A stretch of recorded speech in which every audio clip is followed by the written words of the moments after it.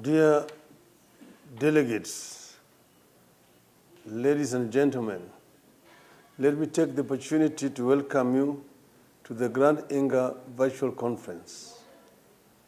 This is a conference that we have convened to discuss the issues connected to the implementation of the Grand Inga project. The African Continental Free Trade Area Agreement that was initiated in March of 2018 and came into effect in March 2019 is a milestone on our continent.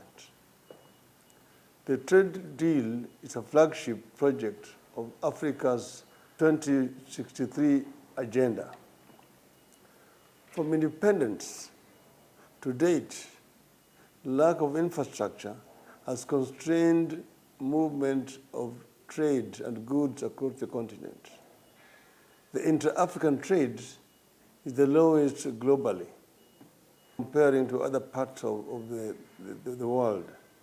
But intra-African trade stands at only 15%, meaning that Africa trades more with the external world than with itself. And we are saying that this is something that can't be corrected. The major constraining factor which has inhibited intra-African trade is lack of infrastructure, which has made it difficult for goods to move from one country to the other country. That is the reason why the African Free Trade Area Agreement also focuses on development of infrastructure to facilitate trade. The objectives will not be realized unless we fast-track the development of infrastructure.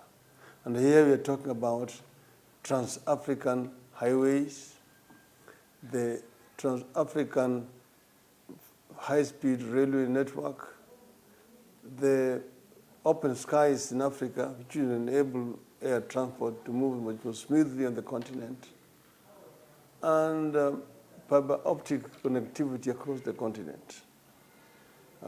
We, particularly here at this conference, want to focus on energy, which is, as you know, one of the major driving factors to growth and development.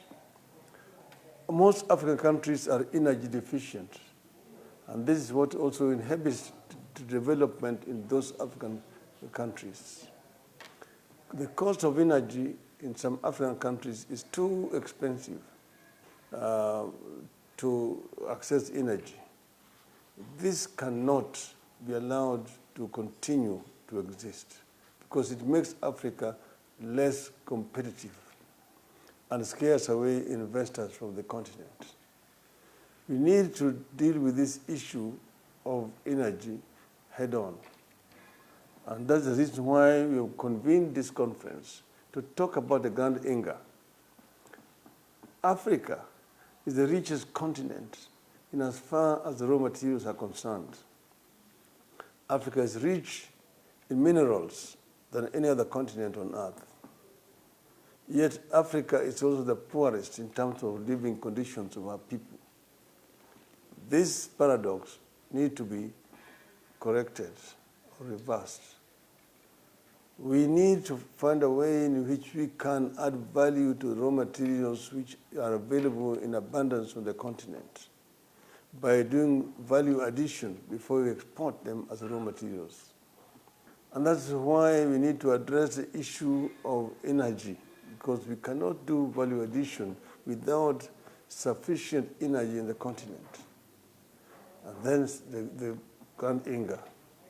Grand Inga presents an enormous opportunity for the continent.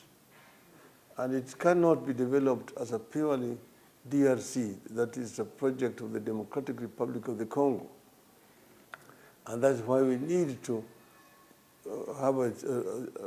get African countries to move in and develop this Inga as an African project. We need to get countries to come in through the regional power pools to tap into this. We have several power pools on the continent. the Southern African Power Pool, the East African Power Pool, the Northern Africa, the Maghreb, the West African Power Pool, and the Central Africa. So we need to address the issues of pool interconnectivity across the continent so that we can be able to transport the energy coming from the Inga to other parts of the continent. This will help to bring down the cost of energy on our continent. We are working together with His Excellency President Felix Tshisekedi, who was consistently committed to working with the African leaders to make the Grand Inga hydropower project a continental project. Our goal is to work closely with and support President Tshisekedi to achieve this ambitious and audacious goal. The DRC is shortly going to be celebrating its 60th anniversary. It will be a good vote of confidence in the DRC if at that occasion His Excellency President Felix Tshisekedi can announce to the nation that finally the Grand Inga is on its feet, is on the way to being implemented and make it a reality. We hope to bring together the best minds from Africa and the world to come up with the basic framework that will demonstrate that the Grand Inga project is a viable, green, and sustainable. Let me conclude by reiterating that Africa has a growing youth population.